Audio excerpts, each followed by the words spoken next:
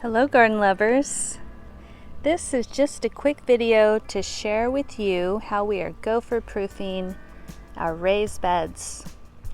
And if we didn't get this extremely heavy duty mesh in this bed, the gopher would make his way over and destroy all of our delicious food like he did in these other beds. The gopher has just demolished everything in this bed. This bed is all the chicks' food.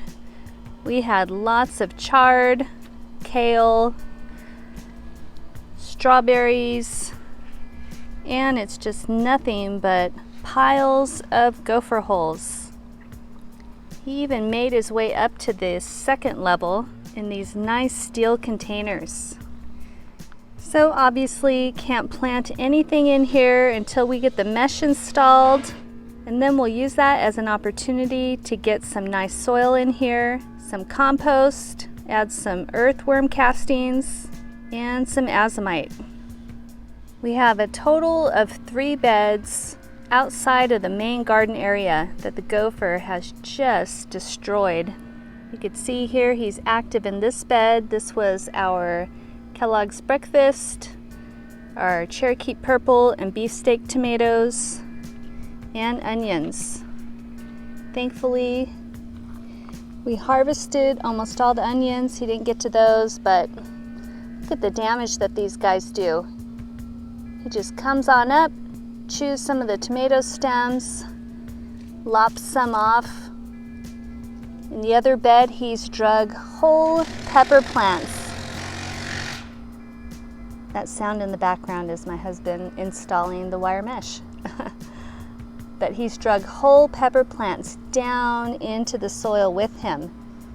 We were growing a ghost pepper for the first time. He took the whole plant down into the bed. It was crazy, so destructive, and you really can't do much about them except try to gopher proof your raised beds.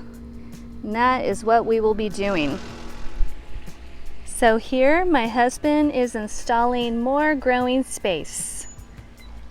He's connecting our 2 heavy-duty raised beds, and we'll attach a link in the upper right-hand corner for the design we use. There are lots of great designs out there, but we like the one that's going to last a lifetime.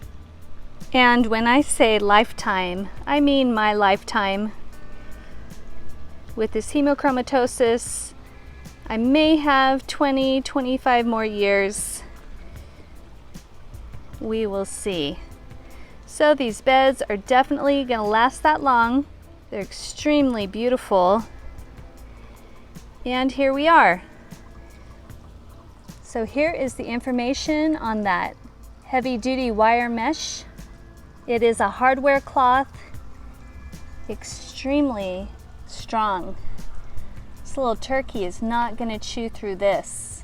And then he nailed in these industrial staples.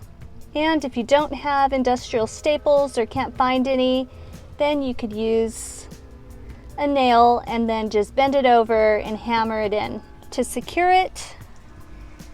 And here we have some gravel in there. And now it's time to get some soil filled up in our new growing space.